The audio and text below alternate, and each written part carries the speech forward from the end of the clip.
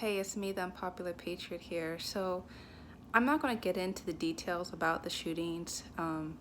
Whatever channels you guys are into, you guys probably know more about the details about what happened in Dayton as well as what happened in El Paso. But I want to come at it from a completely different angle that you may not have heard from people talk about. So, what I want to talk about is the media's glorification of shooting in the US. Now, if you haven't figured it out, one of the ways that since post 9/11, heck even before then, people got money through the press was through clickbait, right? Clickbait usually was the most salacious thing that you can find. Now we have turned into clickbait in terms of rage bait, where the more scandalous thing that you can do, the more clicks you can get, the more advertisers you can get because you get more eyeballs. And so I'm not going to talk about the shooters because the shooters want to be famous, and I'm not going to get them famous. What I want to talk about is what the press is doing. The press is just downright despicable, downright despicable.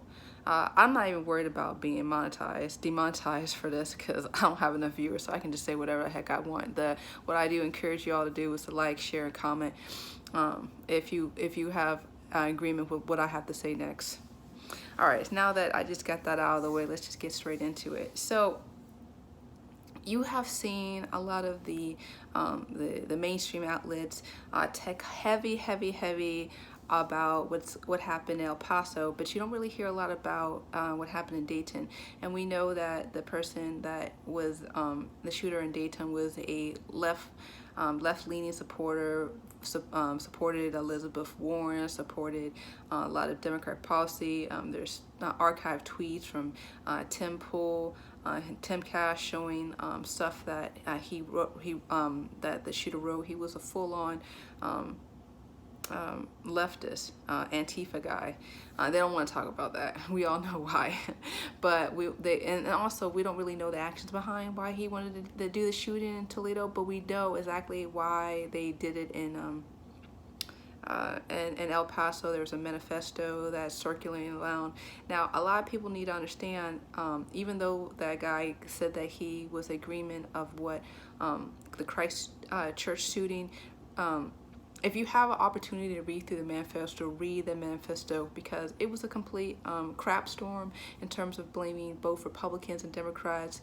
Obviously, there's an emphasis talking about the fear of the Latinos coming and invading the land. I'm not getting into this stuff.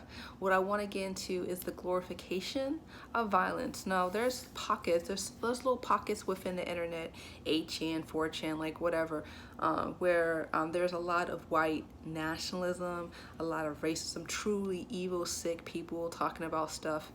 And these pools of people just circulating these bad ideas fester eventually to the surface, and then you see this and go to the internet and manifest and people doing shootings and all these other terrible things.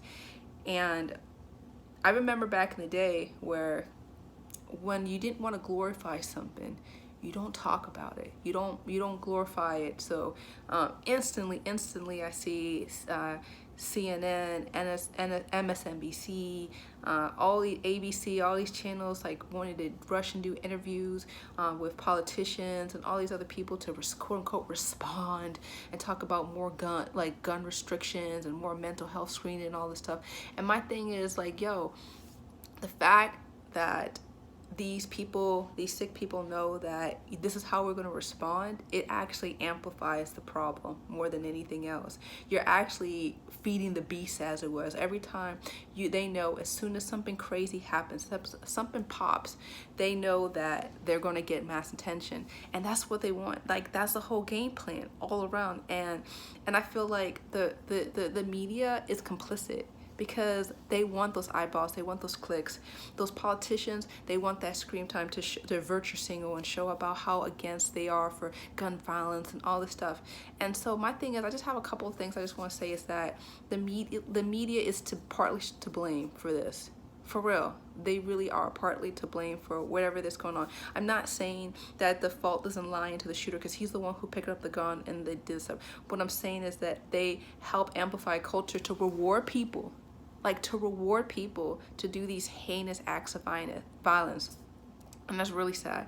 For real, it's just really, really sad. The politicians, they want to be politicking, trying to get their sound bites in, so they show that they're virtuous. It's all BS. It's all BS. Taking guns off the street is not going to solve the problem. Mental illness, you can only do but some mentally illness stuff, illness checks, checking to make sure that they're, you know, if they're having like some type of mental breakdown, we have a court order, we take the guns away. Like, I think it's a lot of effort that we need to do culturally as Americans to discourage and disincentivize people from even thinking to want to pick up the gun and to do these stuff. And I think that it's a lot of stuff that's going all around in terms of how we kind of glorify violence, we desensitize, right? Because we're seeing it in our faces all the time. And so my heart and my prayers go out to all the people that were impacted, right? But my question is, all this time that we're spending talking about Toledo, El Paso, and all these other places, how come nobody's talking about Chicago, right? Wasn't there like almost like 36 people killed through just a gun-related violence? And that's standard fare over the weekend in Chicago. Ain't nobody want to talk about that. Like, why is that, right? It's okay when a bunch of black people, we all killing each other, right? But when a white man goes berserk in a shopping center, all eyes get turned and directed to that should disturb you. That should really, really disturb you, because the media, they only want to cover one type of killing. And that's sad, because all lives matter. All lives matter. It doesn't matter if you're black, brown, Hispanic, Latino, like we all deserve to live in a community and be safe.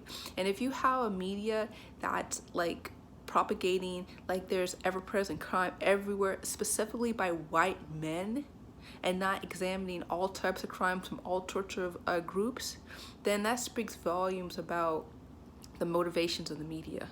It should really scare you, because it's scaring me. It's scaring me for real, because a lot of people, they're like, oh, now we gotta watch out for all these white men. We don't have to worry about Al-Qaeda. We don't have to worry about ISIS. We don't have to worry about Hamas. You need to worry about all of them. All of them, like the whole kit and caboodle.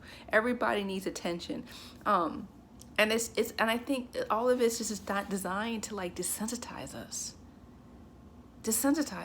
It's just crazy. It's just crazy.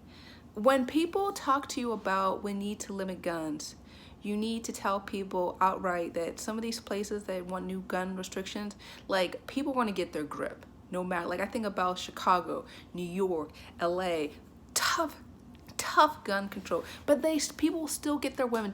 Doesn't matter if they're a gangbanger or there's some crazy nut job and some bizarre Reddit channel talking about white supremacy. Like, it doesn't matter. Like, people want to get their grip. We have to understand and think about, what are we doing as a culture to want to promote and propagate the hate? Just some things to think about. Well, anyway, that's me, the Unpopular Patriot. If you like what I have to say, please like, share, subscribe to my channel. I might belt out some more stuff later. Well, that's it. Take care. All right, bye-bye.